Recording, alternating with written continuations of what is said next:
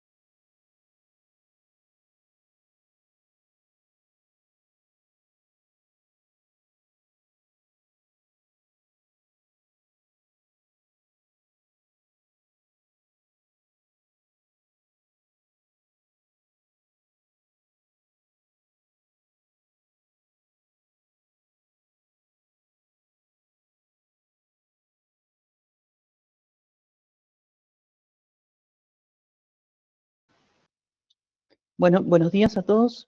¿Me escuchan bien? Buen día, Sí, profe. profe. Bien. Creo que ya están la mayoría. Recuerden dejar los datos para la asistencia. Antes de iniciar, quiero recordarles que hoy día vamos a seguir trabajando, analizando algunos aspectos del trabajo práctico, como habíamos empezado la clase anterior en la clase presencial. También recordarles que bueno, en realidad yo para este trabajo les dejé una fecha estipulada en la plataforma, si bien me pide, digamos, una fecha para poder aproximada para que ustedes tengan como límite de entrega. Después la puedo ir ampliando a medida que vaya recibiendo los trabajos, porque igualmente me gusta analizarlos con ustedes para que queden claros algunos aspectos que por ahí si los trabajaron y quedaron un poco sueltos, también está bueno que los profundicemos en clase. Eso, bueno, a medida que vaya recibiendo los trabajos lo voy a ir viendo por ahí si queda un poco corto el tiempo, voy a ir agregando un poco más de espacio. Luego, también recordarles que hay ya fecha de examen estipulada, le voy a recordar todas las clases, así ustedes se van agendando para los que recién empiezan con la materia. Tenemos fecha estipulada para el día 11 del 6, miércoles 11 del 6, primer examen parcial. Vayan agendándolo. Y la idea un poco hoy día ya es cerrar con esto del análisis del primer trabajo práctico, el análisis del recién nacido, de la evaluación del crecimiento y desarrollo, de, y ya la próxima clase presencial iniciar con un tema nuevo. Así que si quedan dudas sueltas, estaría bueno resolverlas ahora para que ustedes vayan viendo por ahí las dudas que quedaron, yo se las voy resolviendo, los vamos analizando entre todos, y si hay también otras dudas en base a lo que venimos viendo hasta ahora, bueno, antes de iniciar la clase los escucho para también ir resolviéndolas. Vamos a esperar un momento porque todavía hay gente que aún está ingresando, a ver.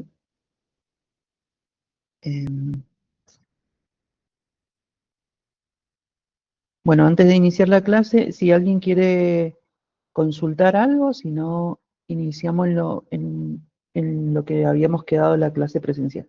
Mientras voy organizando acá el apunte, ¿alguien quiere consultar algo?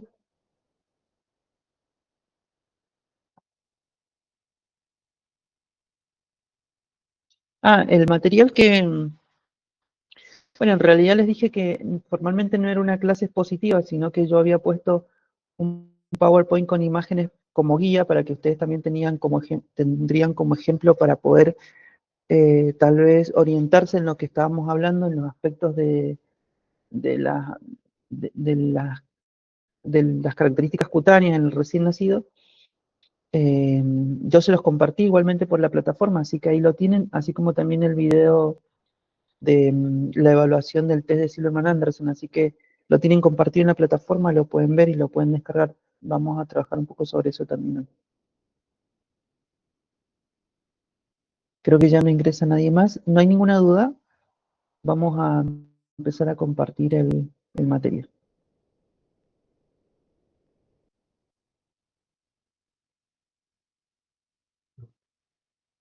Sí, la escucho. No hace falta que le agreguen normas APA porque para mi gusto, o sea, es desde mi punto de vista, no sé cómo trabajan los docentes en las otras materias, pero desde mi punto de vista no es un trabajo de investigación, sino que es un cuestionario en el cual ustedes ya tienen una bibliografía compartida, así que solamente tienen que resolver las consignas solamente con una portada y con eso me basta. ¿Sí? No hace falta que pongan ni bibliografía ni normas APAS, porque de hecho yo les doy a la bibliografía, yo conozco la bibliografía, sé cuál es, eh, tampoco índice ni nada por el estilo. Quiero que se enfoquen más en trabajar en el material, en analizarlo, en leerlo, en entenderlo.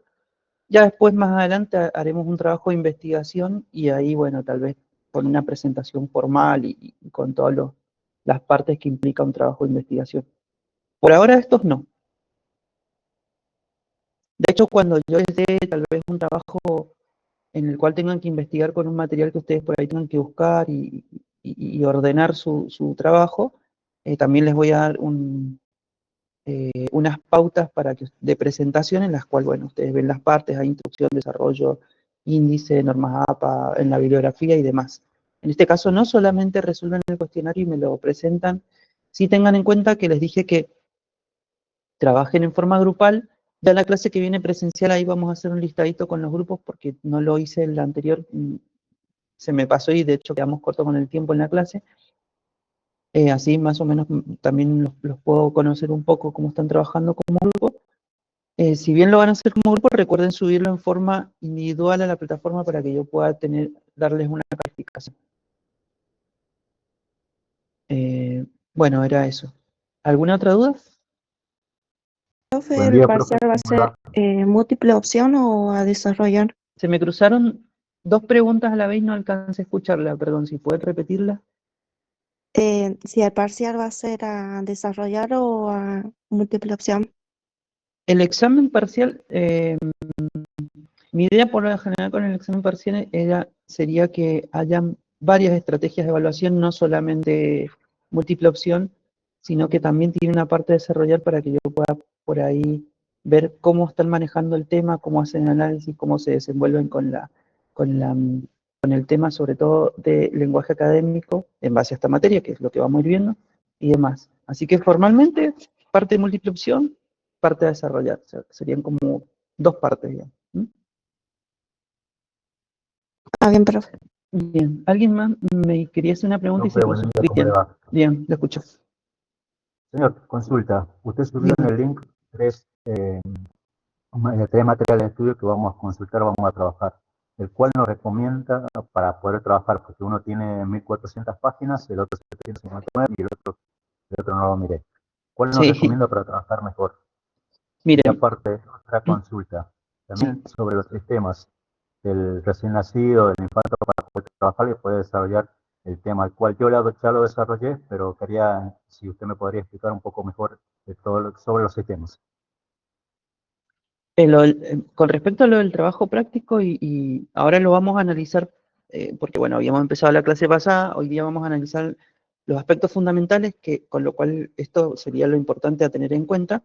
Ustedes seguramente si ya lo han trabajado, lo han analizado, vamos a hablar de lo mismo, solamente que ahora vamos a profundizar un poco con más desarrollo para que se pueda entender mejor.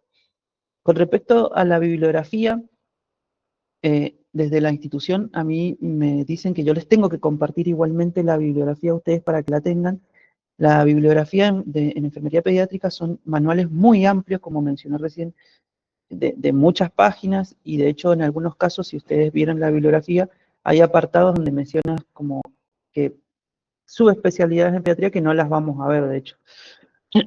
Si me preguntan como guía de estudio qué pueden tener en cuenta a la hora de estudiar, bueno, como ven, yo les voy a ir compartiendo las clases que voy a ir dando, que de hecho las he sacado de la bibliografía, y también les voy a ir compartiendo el material de estudio cuando ustedes tienen que hacer sus cuestionarios, o sea, partes de la bibliografía que también están sacadas de esos documentos.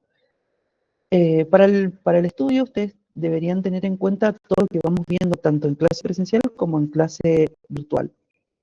Desde los manuales, ustedes por ahí, si quedó algo suelto y todavía hay tiempo pendiente para reunirnos en alguna clase, lo pueden consultar desde los manuales.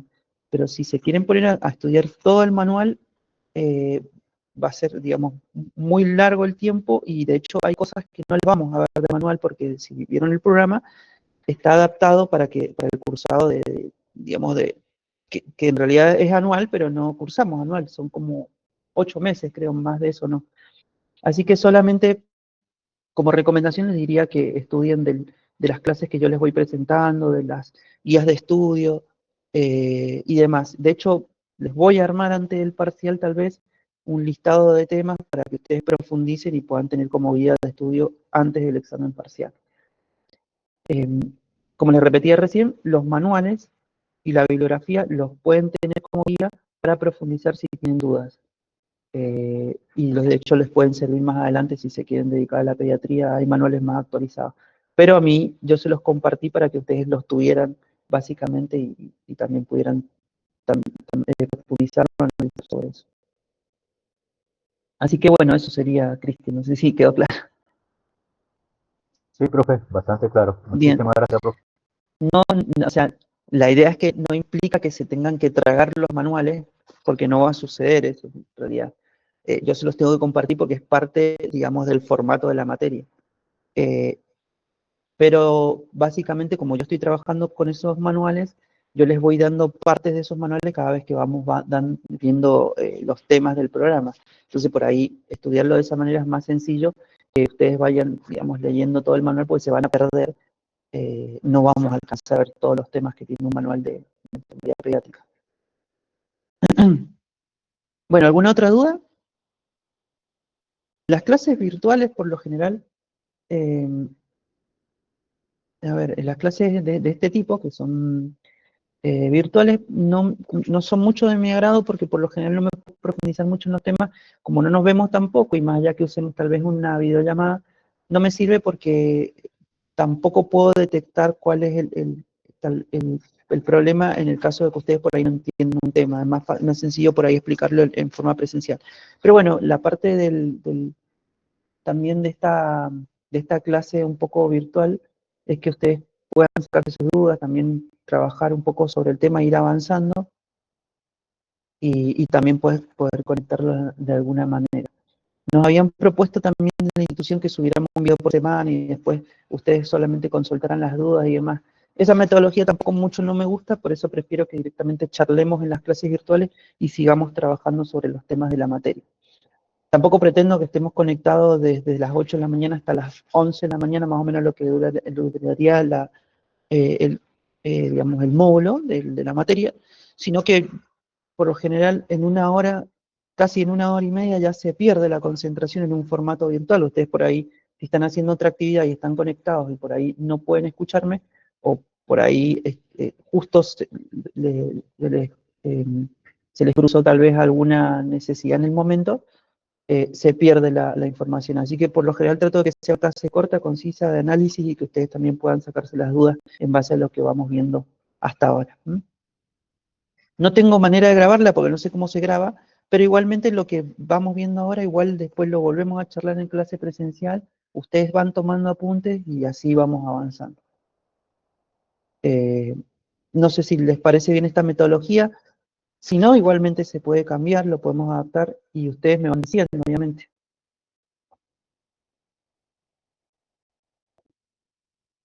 Vamos a compartir, a ver, espérenme un poco.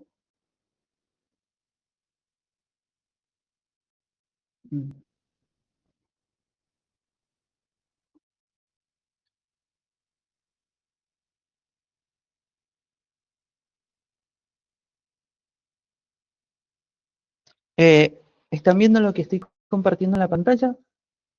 Sí, profe. Bien. Básicamente lo que estábamos viendo en la clase pasada, que habíamos comenzado a ver en la clase presencial, era profundizar en algunos puntos del trabajo práctico para poder entender ciertos aspectos y tenerlos en cuenta, porque es justamente cosas que vamos a ir viendo cuando vayamos a la práctica. Entonces habíamos quedado en el análisis de la parte cutánea de la piel, donde habíamos visto tanto lo que representaba la ictericia, ¿recuerdan? Habíamos visto que era el vernis gaseoso, la diferencia en las alteraciones, no tanto craneales, sino del cuero cabelludo en forma traumática, desde el punto de vista del recién nacido, como por ejemplo el capuz sucedaneum, ¿sí?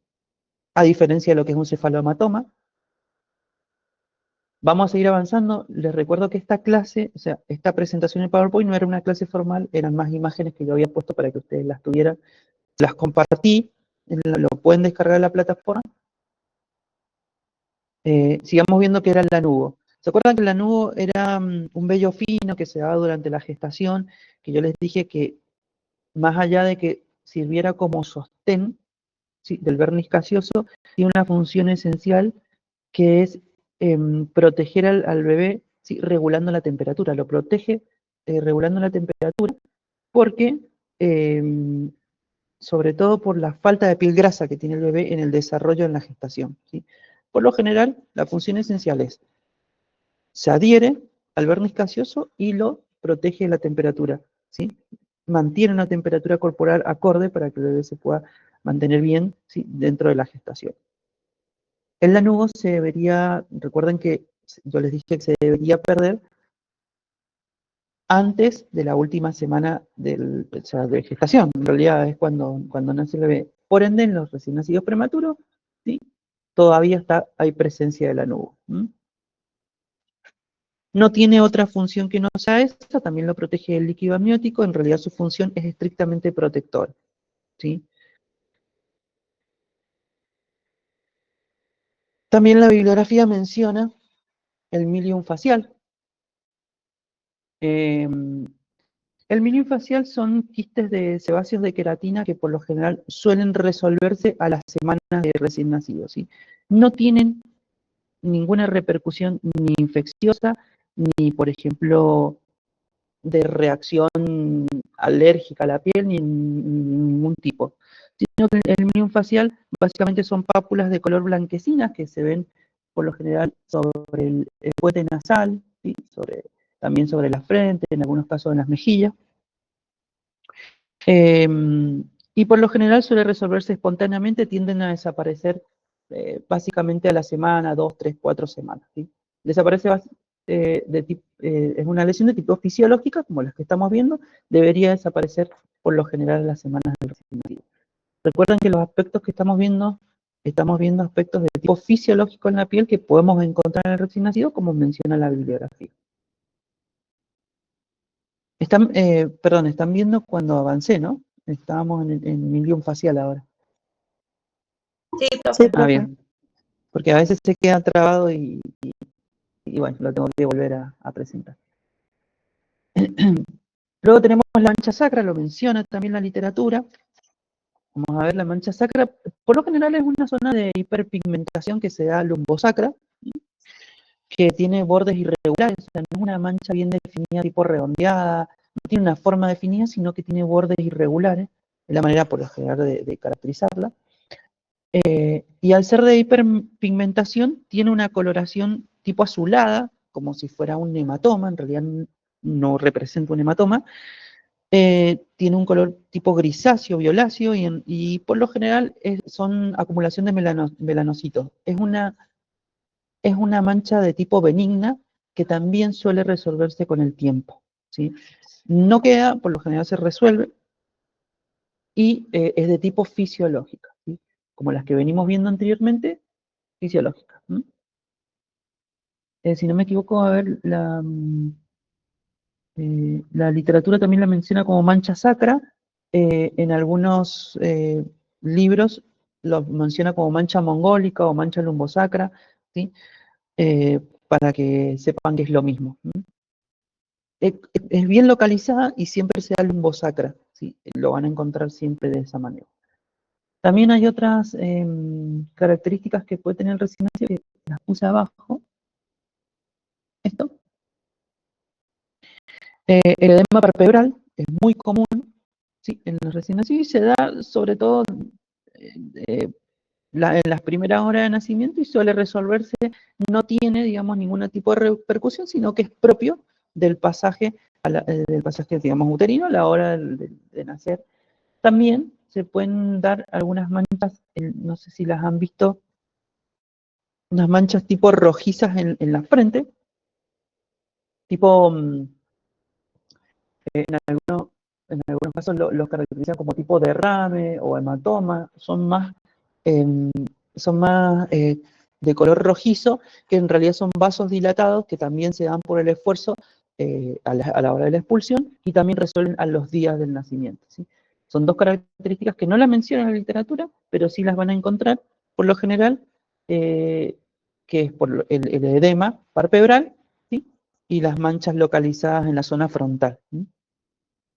No tengo una fotografía de la manchita esa, pero justo se me viene a la mente que también las pueden encontrar. No sé si alguien la ha visto tal vez en algún caso.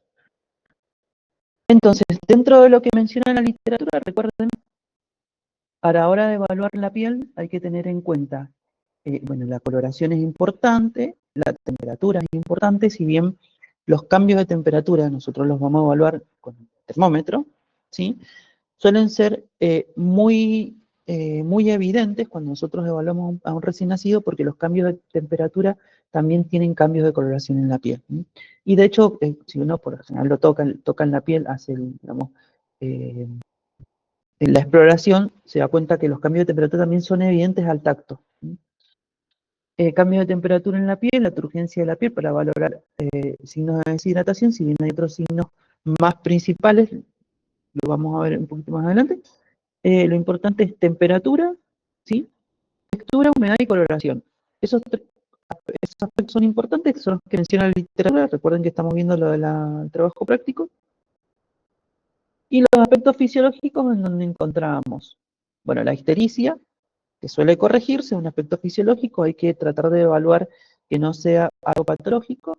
El vernis caseoso, que puede estar presente en el recién nacido en poca magnitud, sino que se ve principalmente más en el recién nacido prematuro. El capuz sucedáneo, el lanugo, el milium facial, ¿sí? La mancha sacra, la presencia de cianosis. Esto lo puse aislado porque, si bien hay aspectos en la piel de forma fisiológica que yo voy a encontrar, como por ejemplo los que mencioné recién, les puse algunos aspectos de tipo patológico para que ustedes sepan rápidamente poder caracterizarlos. La cianosis, ustedes ya saben que lo que es la coloración azulada por falta de presión de oxígeno, en la cual, bueno, genera hipoxia, genera esta coloración por diferentes causas, ¿sí? No estamos viendo las causas ahora, sino que estamos viendo la coloración de la piel. Es muy representativa, no solo por la falta de oxigenación, sino por los cambios de temperatura, ¿sí? Y por los signos de infección. En este caso, lo estamos representando por la falta de oxigenación, ¿sí? Que es lo que ustedes ya conocen de forma principal. Por lo general, en los bebés suele darse primero peribucal, ¿sí? Aquí que lo ven en los labios, ¿sí? Y luego periférico. Peribucal y luego periférico. Periférico significa en el lecho unglar o acral, ¿sí? En las manitos o en los pies, ¿sí? Lo que ustedes rápidamente pueden mirar para poder definirlo es la parte peribucal, ¿sí?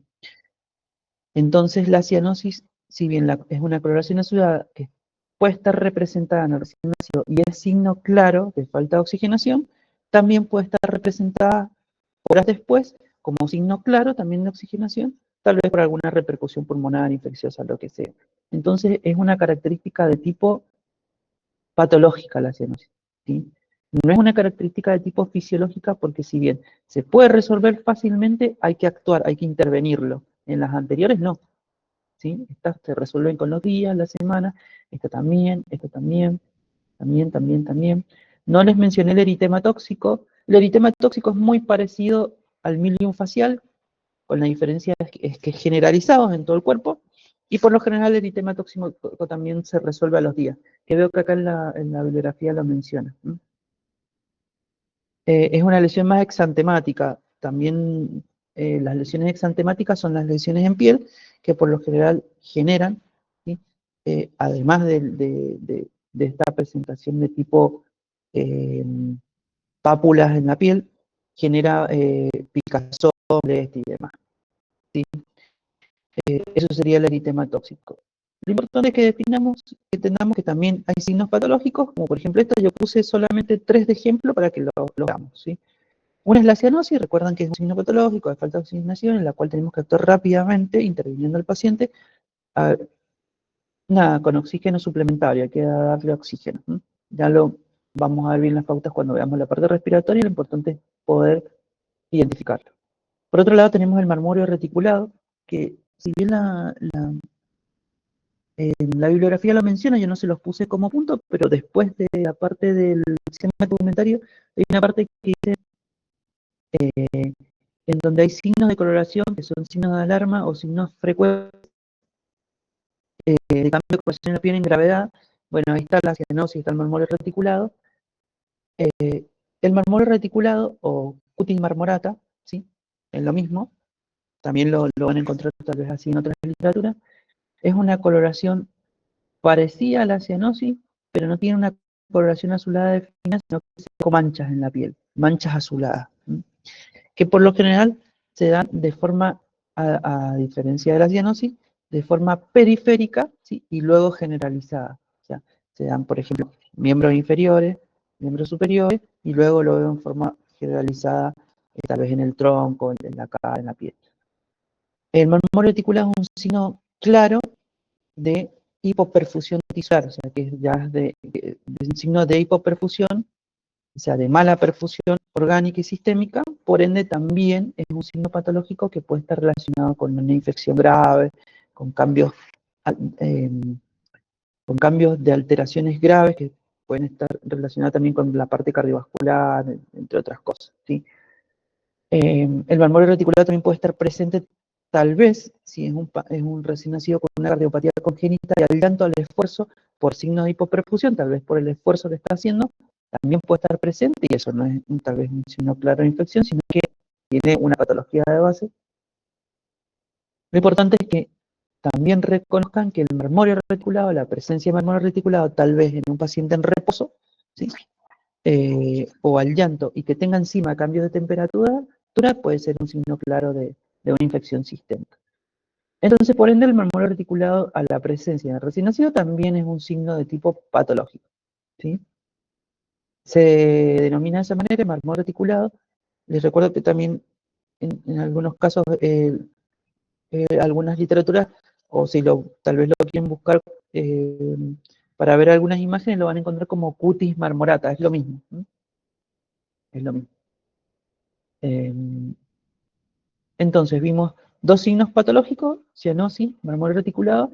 Veamos otro que, si bien es patológico, en algunos casos está presente, en otros no, y tal vez sí es condicionante a la hora de la alimentación, y en algunos casos está relacionado con la infección cruzada por falta de higiene, y es el MUGET, que son infecciones de la mucosa oral, presentes también labiopalatina o en la lengua, que no es más que colonización por infección fúngica por cándida, ¿sí? Es un hongo que está presente y genera una infección en la mucosa oral y genera ese tipo de lesiones de tipo placas blanquecinas en la piel, digamos en la mucosa oral, donde genera descamación de la piel, mucho dolor a la hora de que el bebé se pueda alimentar y demás, y está presente por lo general por colonización fúngica, ¿sí? Por cándida, o por infección cruzada por falta de higiene. En este caso, Creo que se puede representar como tipo ampollitas, ¿o no? perdón, como tipo ampollita. Exacto, por la imagen le estoy Sí, contestando. el Muguet por lo general, al ser una infección fúngica, se presenta con placas blanquecinas. Las placas blanquecinas empiezan a progresar, lesionan la mucosa, ¿sí? En la piel, y esas mucosas, digamos, lesionadas, empiezan a generar unas ampollas, ¿sí? El Muguet con ampollas sería tal vez una infección un poco más avanzada que ya tiene lesión en piel, ¿sí? Por lo general son solamente placas. Ya cuando, por ejemplo, si ya hay tal vez como mencionaba, unas ampollas, sobre todo en la mucosa oral, ya genera mucho dolor, el recién nacido, por lo general los bebés están muy molestos, no pueden alimentarse, tienen rechazo a la alimentación, llanto porque no se pueden alimentar, y sobre todo en algunos casos episodios de reflujo. Esto puede tener repercusión como pérdida de peso y demás. Se debería tratar con medicación justamente para la infección fúngica, para la cándida. Si algunos los conocen, la medicación más común es la nistatina, ¿sí? Tal vez lo han escuchado nombrar. No es más que darle un jarabito, ¿sí? Eh, que por lo general el tratamiento sería buches con ese jarabe, los bebés no pueden hacerse buches, entonces nosotros les recomendamos al familiar que moje, digamos, una gasita con el fármaco, con el jarabito, y le limpie la boquita, la mucosa oral. Esto por lo general en 3, 4 días ya debería estar bien, si hace el tratamiento correspondiente. Pero bueno, son características que puedo encontrar también de tipo patológica, infección cruzada, por falta de limpieza, colonización, ¿sí? De hongos, en este caso cándida, se denomina Muget, o en algunas ocasiones también, en otras literaturas, lo van a encontrar como mucositis, ¿sí? Que también es parecido a esto, pero ya la mucositis es una lesión más avanzada. También es infección por hongos, ¿sí? Eh, muy parecida a esta, pero tiene que ver con otro tipo de causa, ¿sí? Profesor, una consulta. ¿Sí? ¿Puede ser que esté asociado con baja de defensa también el tema de la cándida en la boca en los bebés? Sí, eso es, por eso es que, ¿se acuerdan que yo les dije que también lo van a encontrar como mucositis? Bueno, la mucositis está más relacionado a la baja defensa, ¿sí? A los pacientes, por ejemplo, que estén inmunosuprimidos, por ejemplo, un paciente oncológico que reciba quimioterapia, bueno, es muy común que tenga lesiones de tipo invasivas por colonización de agentes que son que invaden rápidamente el organismo por esa falta de defensa. Una de ellas es la cándida, que no solamente en ellos se da en la parte de la mucosa oral, sino que también se puede dar en la parte genital, ¿sí? En ese caso se denomina mucositis. El muget es más de, por ejemplo, de contaminación cruzada en los bebés, más comúnmente por colonización de cándida, tal vez por falta de higiene, por ejemplo, a la hora de hacer la lactancia, tal vez por el biberón, entre otras cosas, cuando le dan la leche en la forma. Profesor, Sí. ¿y esto cuándo lo empezamos a ver? Porque si pueden nacer con las bajas defensas y ya tener ese tipo de salpullido en la boca desde el nacimiento, ¿o se ve con el transcurso de los días? No, como les mencionaba recién, tanto el MUGER como el mamol reticulado y la cianosis, al ser signos patológicos, ¿sí? O sea, signos patológicos de la piel, no deberían estar presentes en el recién nacido. Yo los puedo encontrar cuando hay un signo de patológico de alteración, ¿sí? O sea que si yo, por ejemplo, al examinar, por ejemplo, yo les doy un ejemplo, eh, si yo examino un recién nacido en una instancia de internación hospitalaria, en la cual la madre lo lleva porque tiene mucho llanto, porque no se puede alimentar, porque tiene vómito, y rechaza el alimento, y llora, yo lo examino y veo la mucosa oral y veo este tipo de lesiones, yo ya sé que primero no se está alimentando porque tiene lesiones en la boca, tiene un mugre, tiene una infección fúngica en la cual hay que tratarla. Y después también puedo ver otras causas de vómito, de rechazo de alimentación y demás. ¿Sí? Pero esto no debería estar presente en el recién nacido, son causas, digamos, de tipo patológicas en las cuales yo tengo que encontrarlas, ¿sí? Ojo, si hablamos de pacientes con bajas defensas, por lo general el MUDE no está presente salvo que esté inmunosuprimido, inmunocomprometido, que eso ya es, es más de tipo paciente oncológico, eso no lo vamos a ver. Pero sí es muy clásico el MUDE, si no es un paciente inmunocomprometido, por ejemplo, por ejemplo, infección cruzada, ¿sí? Por falta de higiene, ¿sí? Que es lo más común, ¿sí? Que, miren, yo les doy un ejemplo claro, cuando, por ejemplo, la mamá lo deja al bebé con el pecho en la boca toda la noche, ¿sí? Alimentándose, y eso genera humedad, ¿sí? Y, por ejemplo, tal vez hay falta de higiene a la hora de darle el pecho, y lo genera, tiene mucho tiempo en el pecho, esa humedad va a generar una infección cruzada, por ende el mugue, ¿sí? Ese es un ejemplo por ahí si lo quieren tener en cuenta.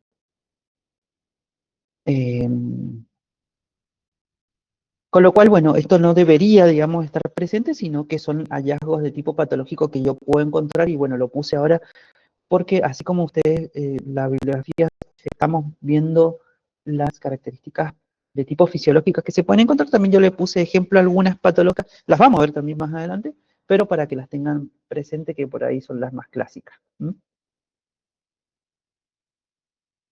También es clásico, ¿sí?, encontrar este tipo de alteración, ¿sí?, en la piel, que son las típicas dermatitis irritativas o dermatitis de pañal, que mencionan tal vez en algunos casos, que no es más que lesiones erosivas que genera justamente el alto tiempo, tal vez del pañal, ¿sí? La falta de higiene, la falta de cambio, tal vez una reacción irritativa al material del pañal, entre otras cosas, el aumento del pH de la diuresis, tal vez por tratamiento farmacológico, tal vez la diarrea aguda también puede producir dermatitis, también por la disminución del pH, y una diarrea ácida que va a generar una lesión irritativa. Bien, esto también es clásico encontrarlo. No debería estar presente también porque son lesiones irritativas de tipos erosivas de la piel que generan también mucho dolor en el recién nacido, generan un llanto persistente y a la hora de la exploración tal vez la causa principal del llanto no era más que, por ejemplo, a la hora de explorar los genitales, una dermatitis erosiva bastante agresiva. Que la dermatitis tiene instancias, ¿sí? La primera instancia es el famoso eritema, ¿sí? En donde lesiones eritematosas que el mal representa como que tiene la colita paspada, ¿sí? Yo le veo la lesión y no es más que lesiones eritematosas que están relacionadas con una dermatitis, pero no tienen lesiones descamativas como esta, por ejemplo, ¿sí? En donde la piel, por ejemplo, la lesión erosiva ya generó, ¿sí? Lesión en piel y ya tiene, por ejemplo, presencia de sangrado. Esto ya es más agresivo que esto, por ejemplo. A eso me quería referir a la hora de poder tal vez analizar el tipo de lesión. ¿Qué se recomienda para esto? Bueno, cambios permanentes a la hora de que el niño tenga una deposición o una diuresis activa, ¿sí? Rápidamente cambio de pañal, higiene de la zona, ¿sí? Y por lo general, al ser lesiones eritematosas, ¿sí? Que no deberían tener este tipo de lesiones más avanzadas, porque la idea es tratar de encontrarlo rápidamente, se recomienda, bueno, la higiene posterior al cambio de pañal y aplicaciones de cremas o emolientes con sulfato de zinc, ¿sí? Como por ejemplo el óxido de zinc, no me acuerdo la marca, la de Dermagloss, Dermagloss creo que no, Hipogloss, es la Hipogloss. La Hipogloss nosotros no usamos Hipogloss en el hospital, por eso es que no me acordaba bien la marca, usamos pasta Lasat, que es lo mismo, en realidad son cremas, fórmulas magistrales que prepara digamos, el hospital, que es lo mismo que el Hipogloss, en realidad son emolientes de óxido de zinc, que lo que hacen es generar una capa protectora, y a la hora de generar la higiene, esa capa protectora es difícil de remover, tiene esa función para que no genere lesiones erosivas en piel. Es la única manera de poder tratarlo, salvo que ya haya signos de infección. ¿Y el talco es recomendable, profe? El talco sí es recomendable antes de que tenga la lesión, ¿sí? Es recomendable el talco, el óleo calcáreo, también no sé si lo han escuchado eso. ¿Lo han escuchado? Sí, profe. El óleo, todo eso, el talco, el óleo calcáreo y los cuidados que pueda generar en la piel son antes de que tenga la lesión. Ahora, cuando tenga una dermatitis irritativa o óxido de zinc, ¿sí? El famoso Dermagloss o pasta Lasa, ¿sí? También hay que tener en cuenta de observar que no haya también una infección fúngica, que como yo lo determino, bueno, empieza a generar mal olor este tipo de lesión, ¿sí?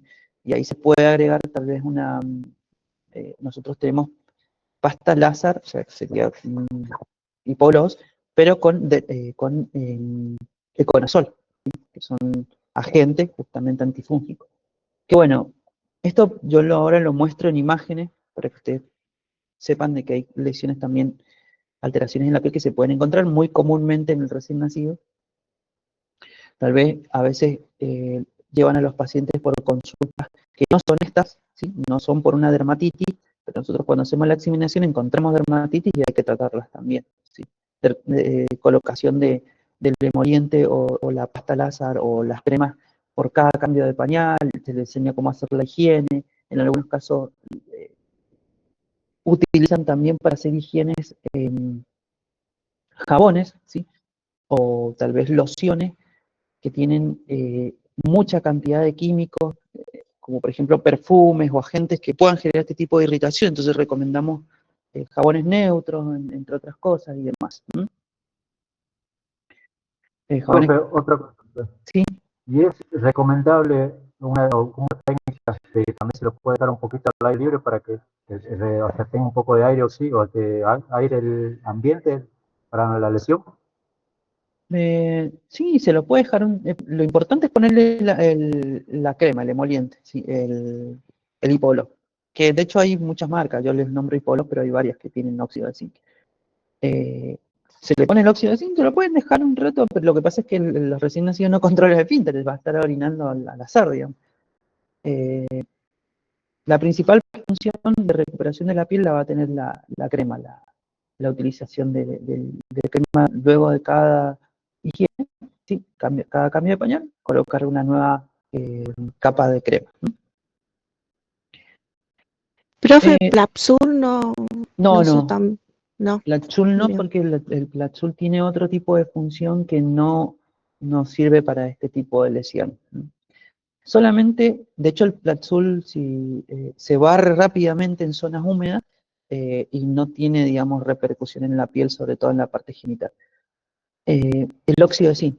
No sé si ustedes, bueno, tal vez han visto, no sé si todos, digamos, han tenido la oportunidad de ver cómo actúa, digamos, el hipogloss y lo colocan, ¿sí? O si ustedes han visto la textura en la piel, cuando ustedes se lavan es difícil de que salga, ¿sí? Queda como pegado en la piel y de hecho queda una capa de crema en la piel, cuesta para sacarla. Bueno, esa acción que tiene el óxido justamente es por el óxido de zinc y esa capa es una capa protectora que queda en la piel, justamente mejorando la piel y ayudando de que no genere este tipo de lesión erosiva, o sea, de que esto no avance a esto. Por eso es tan importante la utilización de ese tipo de crema. Después, si quieren, cuando estemos en clase, les llevo una pasta láser y les muestro cómo queda, digamos, la textura en la piel para que vean que no se puede sacar fácilmente. Yo les menciono, no sé, ¿han escuchado? Tal vez alguno ha escuchado nombrar pasta láser. Bueno, Sí, profe. bien, yo les menciono este tipo les doy este tipo de nombres de estos medicamentos porque son los que usamos en el hospital y tal vez cuando ustedes estén haciendo la práctica, uno de los profesionales ahí les diga, alcanzame una pasta láser y bueno, y ustedes sepan de que la pasta láser no es más que justamente el hipogloss, nada más que nosotros tenemos ese tipo de presentaciones en los hospitales que son las fórmulas que prepara el hospital, que las van a encontrar en un pote muy pequeño y dice pasta láser, bueno, es eso. Y también Profe, tenemos otro. factor ahí creo que se llama, puede ser, que también se use más para lesión. También también hay otro tipo de crema llamado Factor A. Que ojo, también viene con esas propiedades el famoso hipogloss. Nosotros tenemos solamente el óxido de zinc. O sea, creo que el hipogloss trae óxido de zinc más vitamina A, E y otras cosas más. Y también podemos encontrar otro tipo de lesiones. Yo estas las puse como ejemplo, las vamos a ir viendo con profundidad cuando veamos la patología causal de este tipo de lesiones. Pero como ejemplo podemos encontrar de tipo patológica la cianosis, recuerden el mamor reticulado, el MUGET, la dermatitis irritativa, que son las más clásicas. Y esta no es tan clásica, pero sí las van a ver tal vez representadas en algunas patologías, que son las famosas petequias. Y las puse, digamos, a modo de ejemplo ahora, porque tenemos que saber, por ejemplo, caracterizarla y no confundirla con el marmol reticulado. Las petequias son lesiones puntiformes, ¿sí? Que se dan sobre todo, ¿sí? En miembros inferiores, sobre todo en los pies y piernas, ¿sí? En forma generalizada, que tiene que ver con lesiones vasculares de tipo periférica y que tienen relación con disminución de las plaquetas, con plaquetopenia. No vamos a ver la causa ahora, lo importante es que sepan identificar el tipo de lesión. Son lesiones puntiformes de tipo violáceas que se ven como tipo hematomas muy pequeños, pero muy pequeños, pues son puntiformes, son un montón de pintitas que están debajo de la capa de la piel, son muy superficiales, no tienen borde, no tienen un reborde en la piel a la hora del tacto, sino que son lesiones de tipo, si lo quieren tal vez identificar de esta manera, tipo hematomas, pero muy pequeños, ¿sí? Muy pequeños. Son lesiones puntiformes que, bueno, los hematomas pequeños se le denomina petequia. ¿Habían escuchado el término petequia? No, ¿Alguien profe. lo ha escuchado alguna vez? No, profe. Sí, profe. Equimosis, ¿sí? Equimosis. No, tampoco. Bueno, miren, cuando usted, miren, yo les doy este ejemplo. Cuando ustedes, por ejemplo, se hacen un torniquete, por ejemplo, para hacerse una extracción de sangre, ¿sí? Se hace un torniquete fuerte y se sacan el torniquete y quedan como con lesiones tipo hematomas muy pequeños. Bueno, esos son petequias, ¿sí? Pues son lesiones de vasos rotos de tipo periférica que generan lesiones puntiformes, ¿sí? Que no es más que, por ejemplo, para que lo entiendan mejor, como derrames sanguíneos muy pequeños, ¿sí? Esos serían petequias. ¿Sí? Por ejemplo, si yo tengo un montón de pintitas porque me apreté el brazo y me quedan las pintitas, bueno, son vasos rotos tipo periféricos, esas son lesiones petequiales o petequias. Los equimosis son los famosos hematomas grandes, cuando nos hacen una extracción sanguínea en el brazo y nos tocó la enfermedad, no tenía muy buena técnica y nos pinchó y nos sacó y nos dejó el tremendo moretón. Bueno, ese tipo moretón grande, digamos, eso es una equimosis, una lesión petequial más grande de tipo equimótica o equimosis. Ambas lesiones, tanto equimosis como las petequias, son lesiones de vasos rotos y de sangre derramada tipo superficial. En este caso, en los pacientes más pequeños, por lo general son más frecuentes las petequias. Hay lesiones equimóticas también, pero son más frecuentes las petequias. Y las petequias, yo lo traje para poder identificarlo, esta imagen. Como les dije, son lesiones puntiformes, tipo violáceas, que se dan por lo general en miembros inferiores y tienen relación con una patología, pero tienen más relación con la falta de plaquetas, o sea, con la disminución de plaquetas, lo que nos da a nosotros justamente que no se generen este tipo de lesiones, sino que justamente cualquier golpe o lesión o tal vez movimiento que se pueda dar mal hecho en la piel genere este tipo de lesiones como de rozamiento tal vez, petequiales se llaman. No es una representación de una patología infecciosa, viral, bacteriana, ni nada por el estilo, sino que son petequias. ¿Cómo es la manera de identificarlo? Bueno, justamente se presentan así, ¿sí?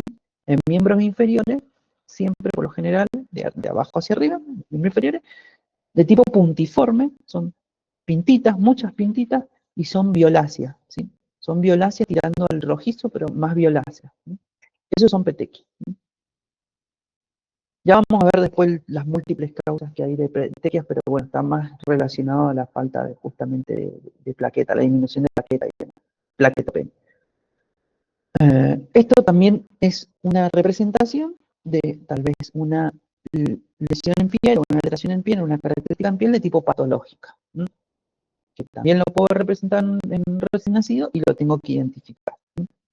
No he puesto todavía acá las famosas infecciones virales de la infancia, como la varicela, o sea, las lesiones exantemáticas en piel, como la varicela y demás, sino que ahora estamos viendo solamente algunos ejemplos de cuestiones que yo puedo encontrar a la hora de examinar al recién nacido, que pueden definirme tal vez algo patológico, ¿no? Porque justamente como estábamos viendo la parte de la piel, bueno, esto lo di como ejemplo, ¿no? Que bueno, sería lo más clásico. Cuando nosotros tal vez vemos un paciente con dificultad respiratoria, buscamos cianosis rápidamente, entonces lo podemos encontrar. El mal morir reticulado, cuando tenemos tal vez un paciente que entra por infección o un síndrome febril, tenemos que ver la presencia de mal morir reticulado. El muguet a la hora de exploración, si el paciente no se quiere alimentar, tiene vómitos, tiene rechazo a la alimentación, bueno, veamos la mucosa oral a ver si hay una alteración en la mucosa oral y tiene muguet, y por lo general genera mucho dolor a la hora de succión y tal vez ese fuera la causa. La dermatitis irritativa que genera mucho dolor, ¿sí? Llanto persistente y demás. Entonces exploremos zona genital a ver si hay dermatitis. Y las petequias que, bueno, las vamos a ver representadas rápidamente a la hora de exploración porque se ven en miembros inferiores y nos va a llamar la atención ver este tipo de coloración en la piel que no tiene relación, por ejemplo, a diferencia, por ejemplo, de una patología exantemática, como por ejemplo la varicela o la rubiola o cualquier otra, las petequias no tienen fiebre, no tienen decaimiento, no tienen ningún otro tipo de síntoma asociado más que las petequias, más que esa coloración en la piel. Por lo general, cuando hacen la consulta en el hospital, lo llevan porque le apareció eso en la piel y nada más. No tienen vómitos, ni fiebre, ni decaimiento, ni rechazo de alimento, nada, solamente eso, ¿sí? Es que bueno, eso sería también una manera de identificar las petequias. Bueno, eso en piel, recuerden, teníamos este tipo de ejemplo a la hora de encontrar algo patológico. ¿Alguna duda, chicos? ¿Seguimos avanzando? No, profe. Bueno, sigamos avanzando. Luego de la piel, vamos a ver que El cuestionario menciona cómo se hace la exploración de la cabeza del recién nacido, suturas y fontanelas. A la hora de examinar el cráneo es importante examinar las fontanelas y las suturas, porque yo acá le puse una fotografía. Esto no estaba en la anterior, yo lo puse ahora para que poder ejemplificar más que nada. Hay que tener en cuenta primero que en el recién nacido van a estar presentes dos fontanelas principales, ¿sí? Que bueno, la fontanela es la unión de las suturas craneales en donde yo voy a encontrar acá un huequito, ¿sí? Tanto anterior como posterior, ¿sí? Recuerden que la sutura es la unión del cráneo por tejido, esto es tejido conectivo, ¿sí? Tejido conectivo, sí, que por lo general, pasados los 2 años ya está unido por completo el cráneo, ¿sí? Y antes de eso, ¿sí? Voy a encontrar estas uniones, ¿sí? En donde se unen todas las suturas y la denomino fontanela, ¿sí? Que son aberturas craneales en las cuales yo puedo examinar signos de alguna patología. La literatura menciona que a la hora de evaluar, ¿sí? El cráneo se deben palpar las líneas de las suturas para determinar la magnitud del acaballamiento. ¿Qué se evalúan en las suturas craneales en el recién nacido? Bueno, de que las suturas sean lineales, ¿sí? Y que no tengan superposición unas con otras, ¿sí? O sea, que por ejemplo, este, este reborde óseo no esté superpuesto sobre este no esté superpuesto sobre este y estos dos acá. ¿Sí? Porque la superposición, ¿sí? De los bordes óseos en las suturas craneales puede generar malformaciones craneales o cierre prematuro de la sutura, y eso puede generar este tipo de malformaciones craneales que se denominan craniosinostosis, craniosinostosis, que bueno, no es muy común, pero a la hora de examinar hay que tratar de evaluarlo, ¿sí? Y con relación a las fontanelas, bueno, las fontanelas son una membrana muy blanda, ¿sí? De tipo cartilaginosa, ¿sí? Que esa membrana debe estar, por lo general, de forma simétrica a lo que serían las suturas. No tiene que estar ni hundida, ¿sí? Y no tiene que estar ni superpuesta, o sea, no tiene que estar abombada, ¿sí? Cualquiera de las dos hallazgos puede ser un signo claro de una alteración neurológica, de una alteración del... Sí, neurológica en realidad, porque estamos hablando de sistema nervioso central. Ni hundida, ni superpuesta, ni abombada, ni hundida, ¿sí? Hundida, si tal vez hay una deshidratación grave y tal vez con edema, si está abombada, por un signo de infección como por ejemplo la meningitis. También hay que tener en cuenta que la primer fontanela en cerrarse es la fontanela posterior, ¿sí? La posterior por lo general se cierra a los 2 meses, ya debería estar cerrada. La anterior, que está la famosa mollerita, algunas familiares la mollerita o tiene inflamada la mollerita, se cierra ya por los 18 o casi 2 años, ¿sí? Es la última en cerrarse. Entonces, es la que por lo general solemos evaluar a la hora de evaluar la parte craneal. Tampoco tiene que generar dolor a la exploración, ¿sí? No tiene que generar llanto ni molestia, también puede ser un signo claro de inflamación. Y bueno, lo importante es encontrar, sobre todo, de forma lineal, de que no estén superpuestas los bordes óseos de la sutura, ¿no? Después, a ver, tenemos aquí.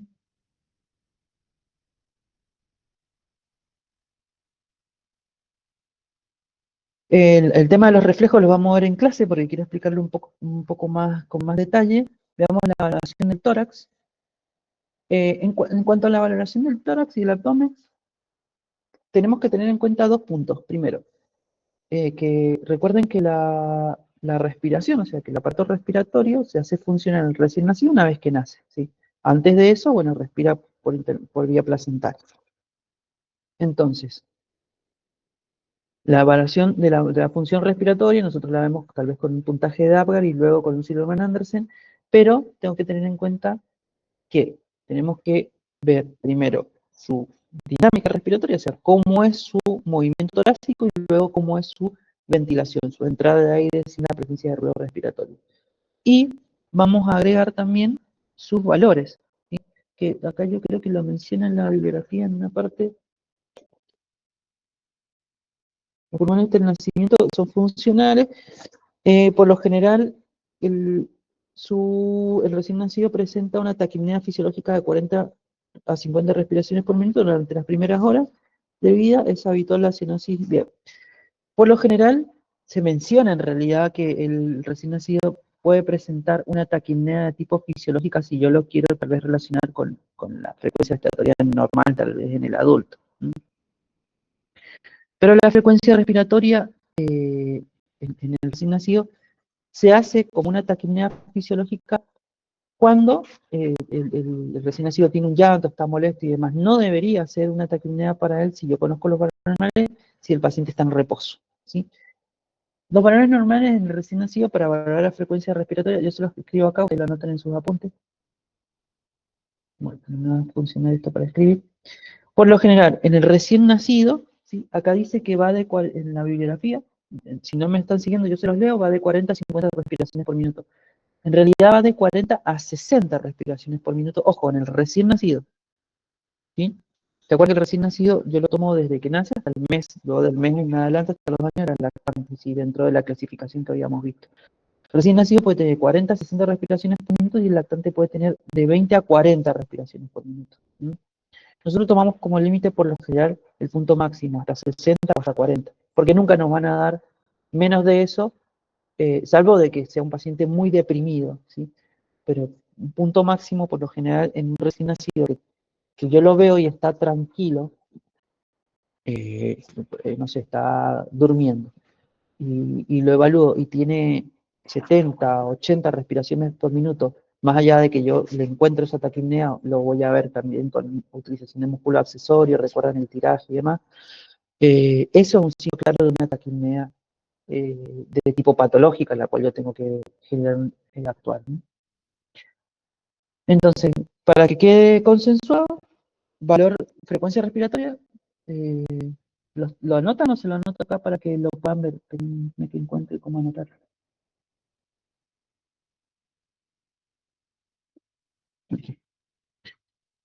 Después igual se los puedo pasar como en un recuadro para que lo tengan. En el recién nacido va a ser de 40 a 60 RP.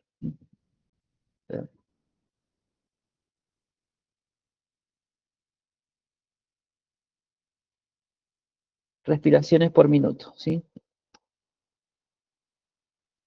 Y el lactante,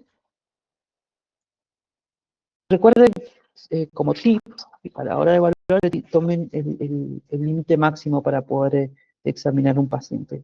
En este caso, pediátrico.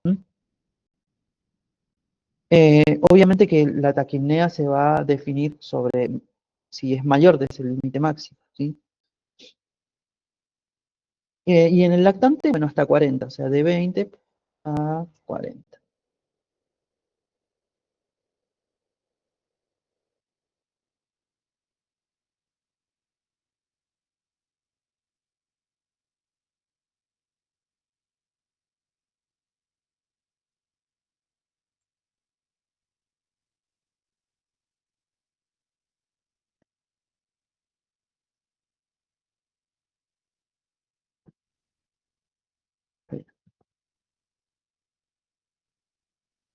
Ahí.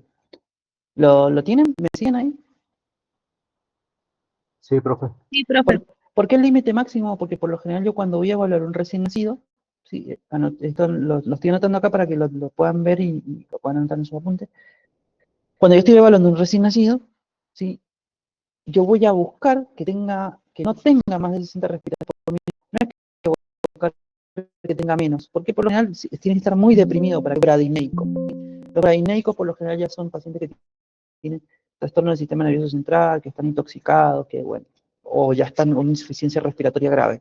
Pero sí es más común encontrar los taquipnéicos. Entonces, al tener en cuenta de que la taquipnea es más representativa en una patología respiratoria, voy a tener en cuenta su límite máximo, ¿sí? Entonces, en el recién nacido voy a encontrar que no tenga más de 60 respiraciones por minuto, ¿sí? Teniendo en cuenta esto, a la hora de evaluarlo, si tiene más de 60 respiraciones por minuto y está tranquilo, está taquipnéico, ¿sí? Y en el lactante pasa lo mismo, ¿sí? Límite máximo, 40 respiraciones por minuto. Si está tranquilo y tiene más de 40 respiraciones por minuto, o sea, por ejemplo, tiene 60 el lactante, está taquipnéico, ¿sí? Por lo general, miren, a la hora de evaluar un paciente pediátrico, antes de hacer la toma de la frecuencia respiratoria, ¿se acuerdan que nosotros vimos algunas características del Sloman Anderson, el tiraje, la disociación torácico-abdominal y la aleteo nasal y demás? Bueno, cuando yo lo voy a ver, encuentro un esfuerzo respiratorio tan claro en la parte pulmonar que yo ya me imagino que está taquipnéico. De hecho, los encuentro respirando bastante rápido y antes de ocultarlo yo ya sé que me voy a encontrar que tiene más de 60 o de 40 respiraciones por minuto y bueno, le tengo que poner oxígeno, monitorearlo y hacerle varias intervenciones, ¿no? Pero bueno, hay que monitorear la frecuencia respiratoria porque también nos sirve como parámetro cuando va bajando de que está teniendo una buena respuesta al tratamiento. Y bueno, ya el niño más grande se comportaría como un adulto. ¿Se acuerdan del adulto? ¿Cuánto tiene de frecuencia respiratoria normal? A ver si alguien me lo quiere mencionar. De 12 a 20. Claro, su límite máximo ya sería este, por ejemplo, en el adulto. 20, ¿sí? Eso ya sería un niño más grande. Lo importante es que son estos dos, ¿sí? Que son los que yo voy a ver tal vez comúnmente en las áreas de internación, y los que me van a, por ahí, un poco complicar la toma de la frecuencia respiratoria, si lo queremos llamar de una manera, porque, bueno, son límites altos, tal vez contar 60 respiraciones por minuto, si yo no tengo el hábito o la costumbre, se me complica un poco, contar 40 respiraciones por minuto también, ya después cuando voy rutinariamente lo hago un poco más, en forma más estratégica. Bien, eso por un lado. También hay que tener en cuenta de que de toda la característica que hace lo que es la dinámica respiratoria, o sea, el esfuerzo respiratorio, que bueno, vimos algunas cosas en el síndrome de Andersen, nos vamos a ver cuando veamos las patologías respiratorias. El aparato circulatorio, el latido, estoy leyendo un poco lo que menciona la bibliografía. El latido cardíaco o impulso apical se localiza en el tercer y cuarto espacio intercostal a la izquierda de la línea media clavicular. Bueno, esto no es más que, menciona, no es más que el latido apical. Cuando ustedes vieron un pulso, toma de frecuencia cardíaca o pulso, o los diferentes tipos de pulsos para tomar la frecuencia cardíaca, ¿vieron lo que es el pulso apical?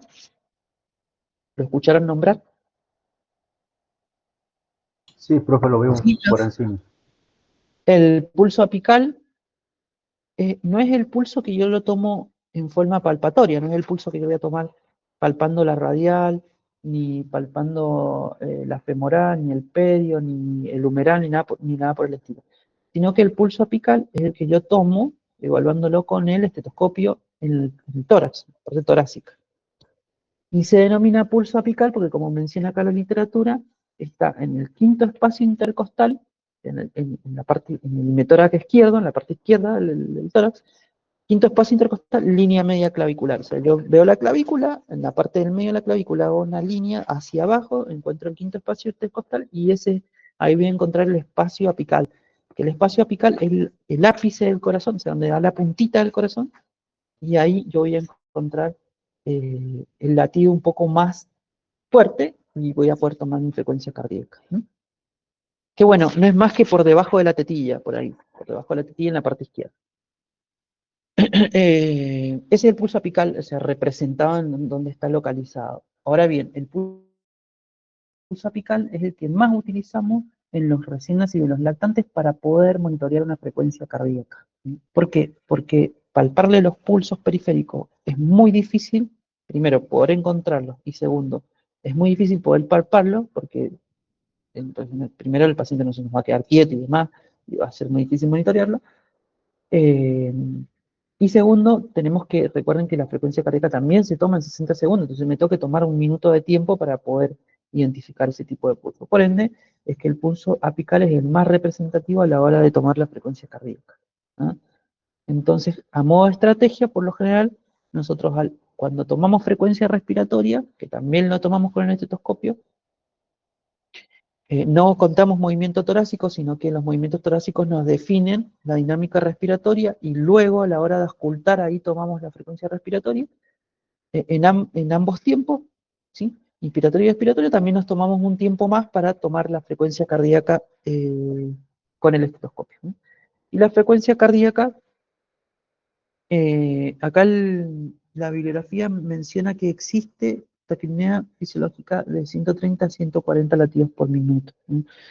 En el recién nacido, ¿sí?, por lo general puede tener una frecuencia cardíaca desde 120 hasta 180 latidos por minuto, inclusive, ¿no? Y por lo general, sí, su temperatura acorde sería hasta 140 en reposo. Sí, no sé si quedó claro eso. ¿Lo podría Entonces, repetir, profe, por favor? No, Sí. profe, ajá. Miren, lo voy a escribir acá. sí, por favor. El recién nacido, que es el más complicado siempre, el recién nacido, porque tiene límites altos. Puede tener de 100. Igual, mire, yo se lo voy a escribir acá, pero les voy a compartir un cuadro. Ya lo voy a buscar porque tengo un cuadro con los valores y ahí yo se los comparto porque están los límites en reposo y demás. Puede tener desde 120, inclusive hasta 180 latidos por minuto, ¿sí?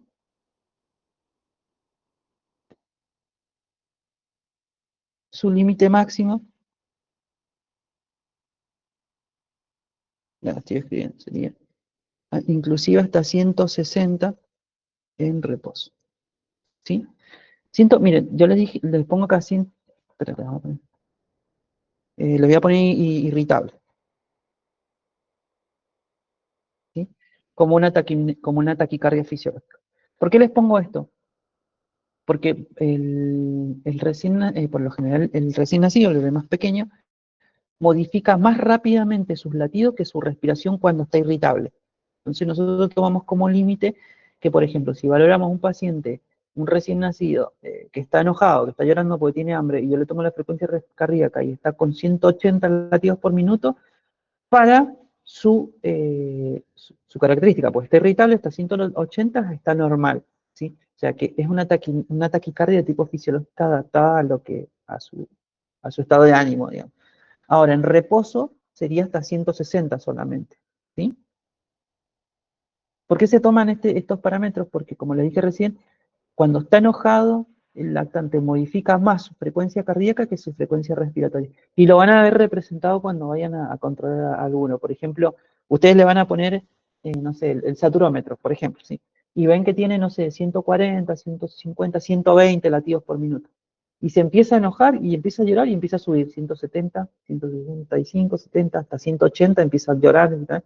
Y empieza a alargar, a subir su frecuencia, su ritmo cardíaco. ¿Mm? Entonces estos serían los valores, ¿sí?, a tener en cuenta. Bien, el lactante, por lo general, puede tener solo ¿ven este límite acá? Que es el límite menor, digamos, del recién nacido. Bueno, es su límite máximo para el lactante, para el niño más grande. El lactante puede tener hasta 120. Ahí. Ahí. ¿Ven?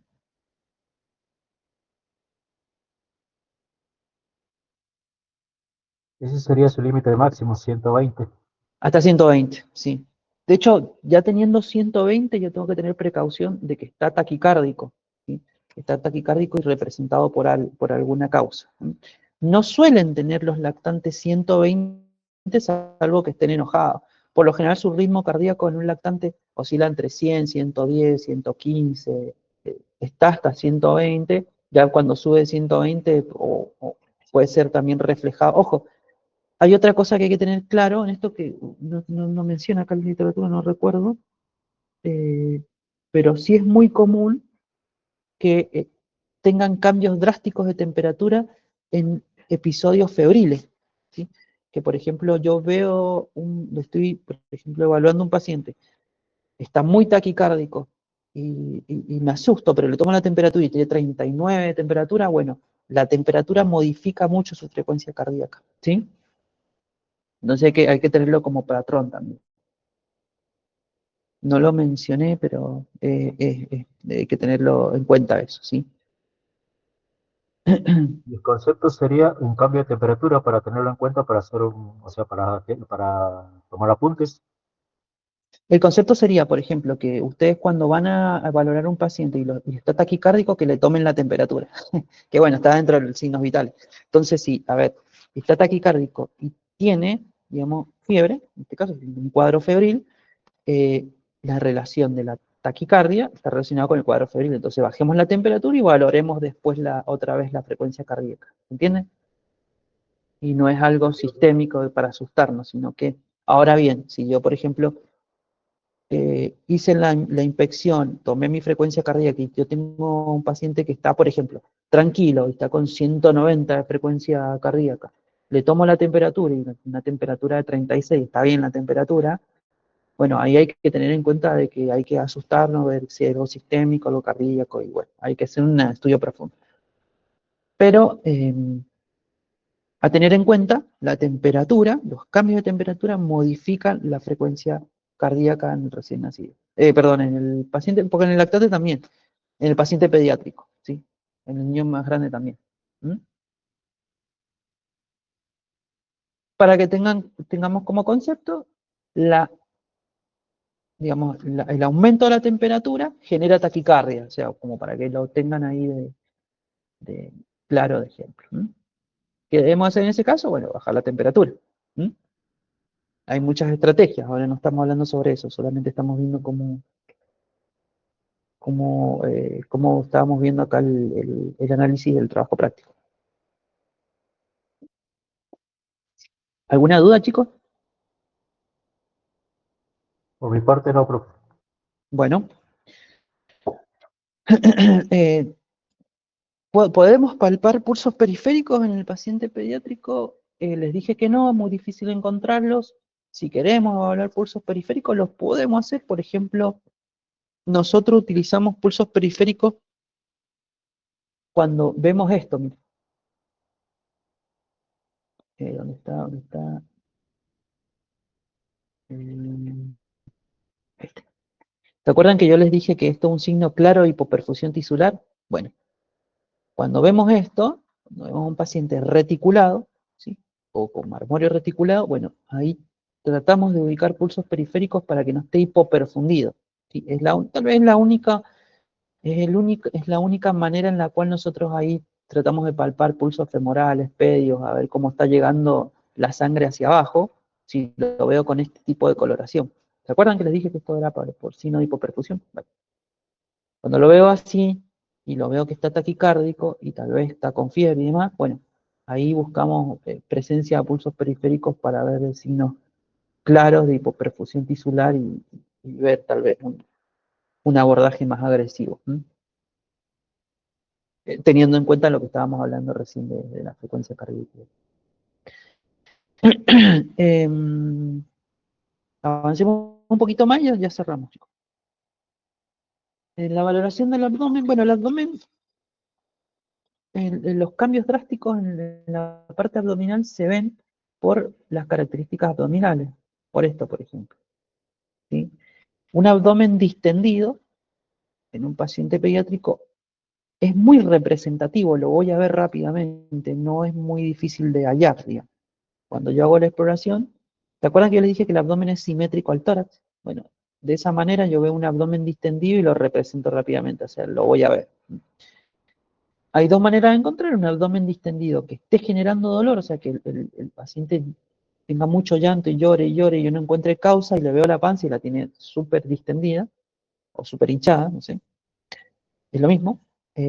O, por ejemplo, lo voy a revisar y el paciente pediátrico está lo más pancho, tomando su leche, tal vez jugando con algún juguete y le veo el abdomen y también está distendido, pero no genera dolor ni tensión. Entonces esas dos maneras, o doloroso o no doloroso, ¿sí?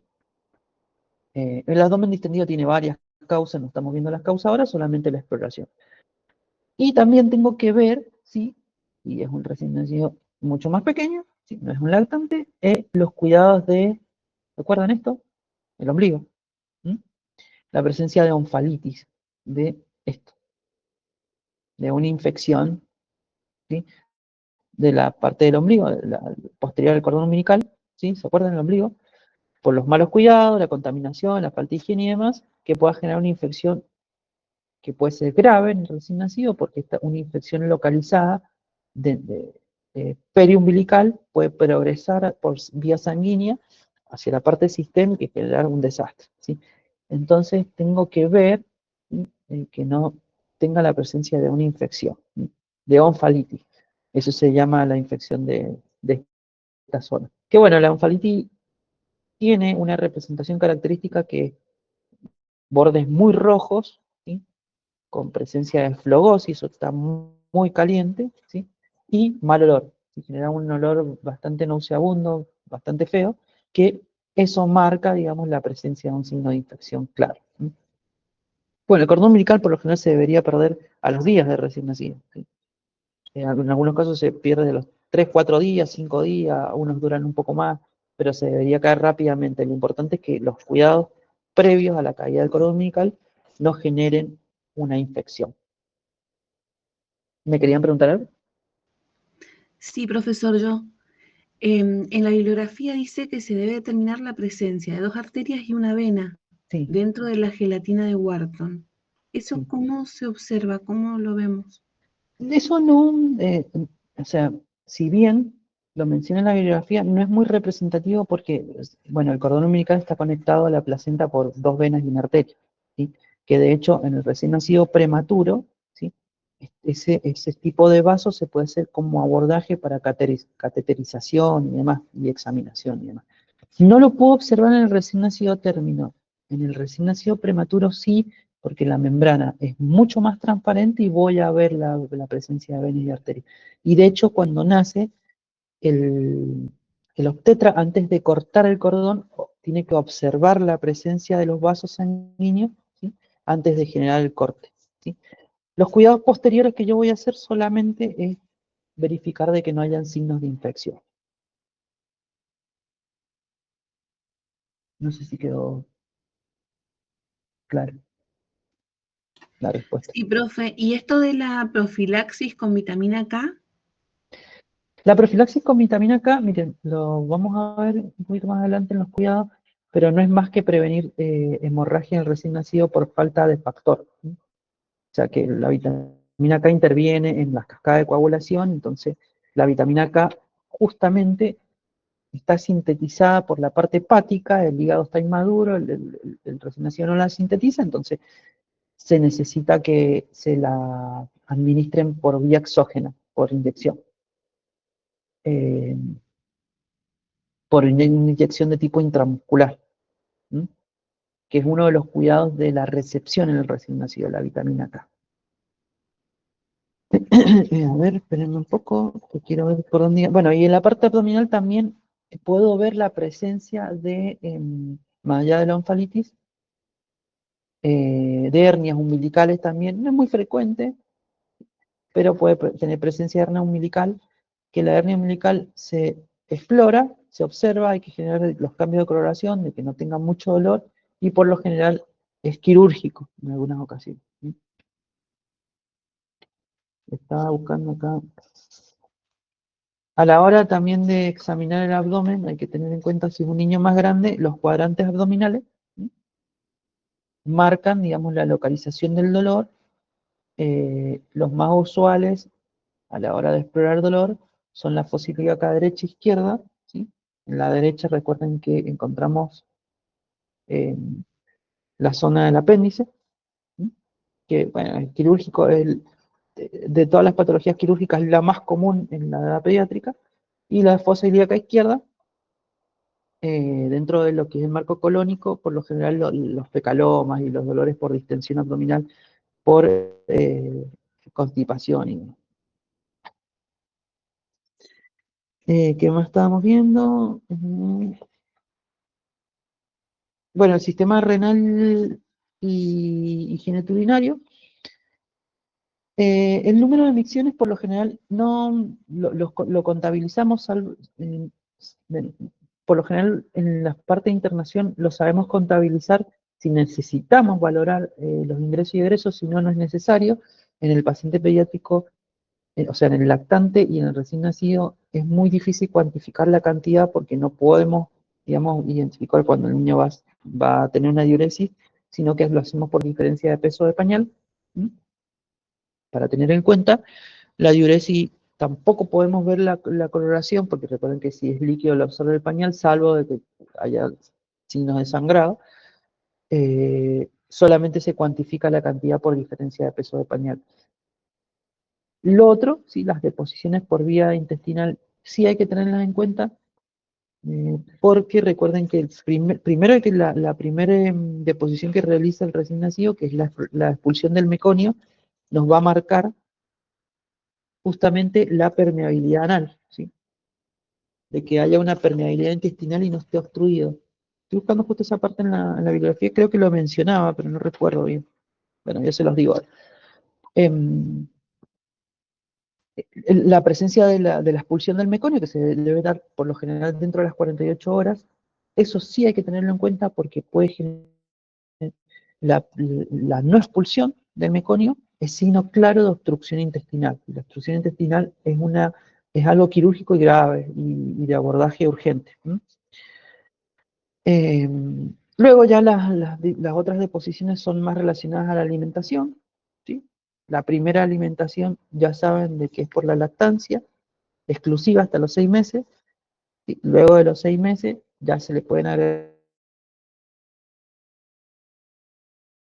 algunos alimentos y a diferencia de, por ejemplo, la lactancia materna y las fórmulas, las deposiciones por fórmula son un poco más fuertes, con un poco de olor un poco eh, más representativo, ¿sí? Con un color también más fuerte y demás, ¿sí? No sé si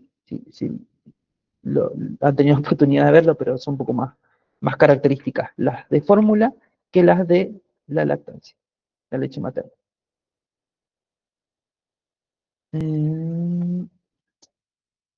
Es más, creo que en la bibliografía mencionaba los tipos de deposiciones. Dentro de las primeras 48 horas es importante, bueno, la primera deposición en meconio marca signo de obstrucción intestinal, por lo ende la de permeabilidad anal. Hay que valorar el aspecto. El aspecto en la coloración de la materia fecal, por lo general tengo que buscar que no tenga sangre, que no tenga mucosidad y los cambios de coloración. La consistencia ya cuando es leche materna, posterior al meconio, tiene una consistencia de pomada, dice la bibliografía, pero es como un puré, ¿no? ¿Sí? Con la lactancia artificial las heces son menos numerosas, más fétidas y más consistentes. Esa es la diferencia entre la lactancia y la fórmula en cuanto a la alimentación del recién nacido.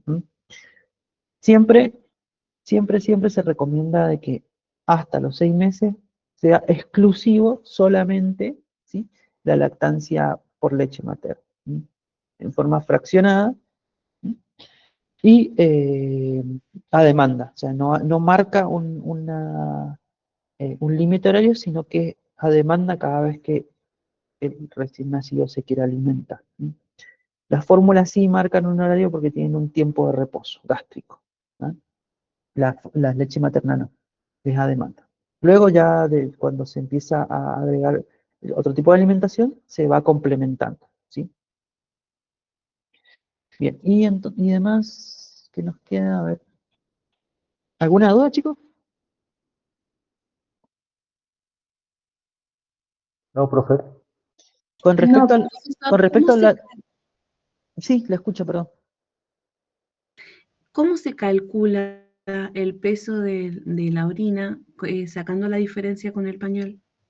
Es muy sencillo, miren. Si nosotros tenemos que, por ejemplo, ¿recuerdan la planilla de ingreso y egreso, en donde tenemos que calcular lo que, los egresos, que dentro de los egresos está la diuresis, la materia fecal y demás, y los egresos, todo lo que toma?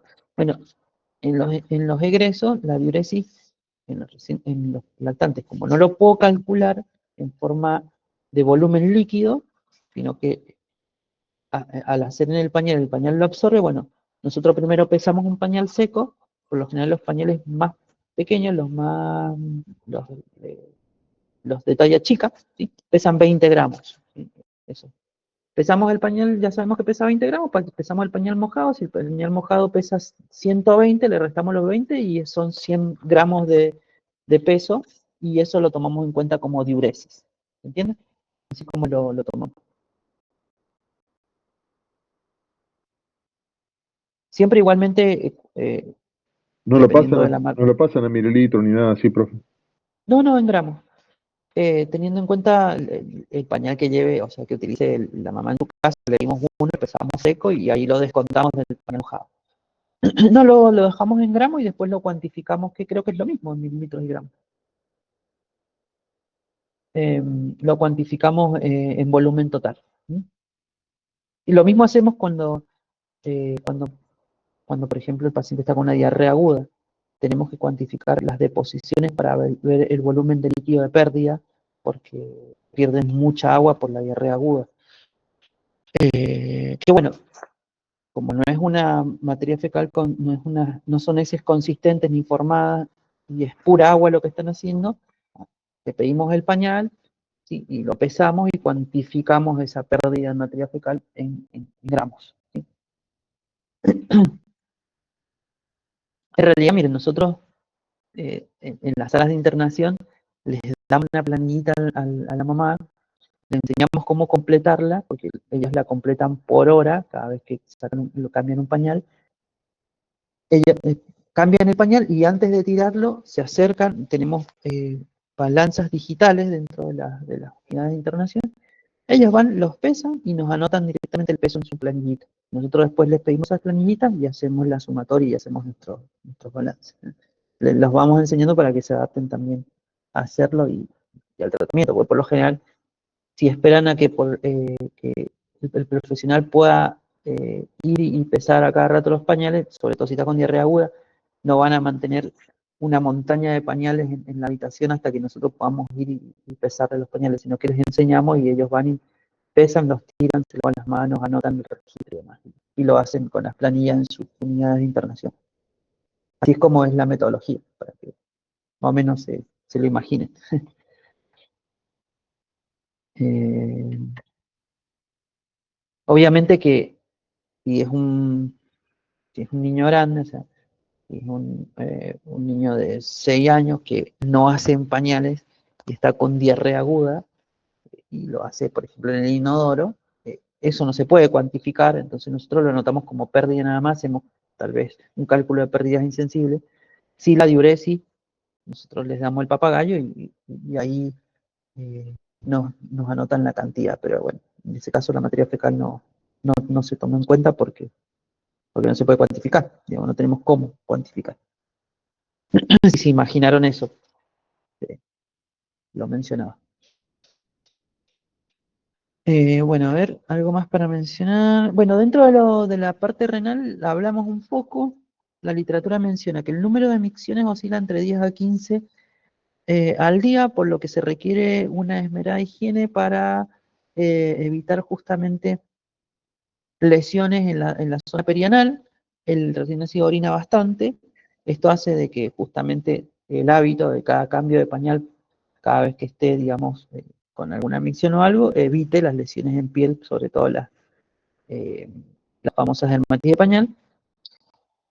La primera orina del recién nacido se observa en las primeras horas de vida, ¿sí? Su análisis manifiesta unas pequeñas cantidades de albúmina. Bueno, esto no es representativo. Por lo general, las alteraciones geniturinarias son más frecuentes en los recién nacidos masculinos, en los genitales masculinos, donde puede encontrar hidrocele, criptoquidia y hipospadia. Si lo leen en la literatura, ¿sí? El hidrocele es una acumulación de líquido serosa, ¿sí? En un testículo. La criptorquidia es común, ¿sí? Es la ausencia de los testículos descendidos, ¿sí? Y la hipospadia no es tan común como las anteriores, pero la hipospadia es justamente la presencia del agujero uretral, ¿sí? Del meato urinario, ¿sí? Que no está, digamos, en la punta del glande, sino que está por debajo, ¿sí? Es como una malformación, eso es quirúrgico, la hipospadia. También, ojo, puedo encontrar la famosa fimosis. ¿Han oído lo que es una fimosis? No me lo menciona acá en la literatura, a ver. No.